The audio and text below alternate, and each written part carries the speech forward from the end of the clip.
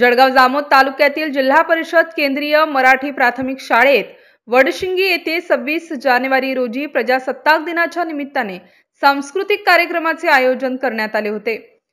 यामध्ये वर्ग 1 ते 4 च्या सर्व विद्यार्थ्यांनी पथनाट्य, सामूहिक नृत्य, वैयक्तिक नृत्य, नाटिका, देशभक्तीपर गीत, fusion dance, lazy dance, orchestra असे विविध बहारदार कार्यक्रम सादर केले।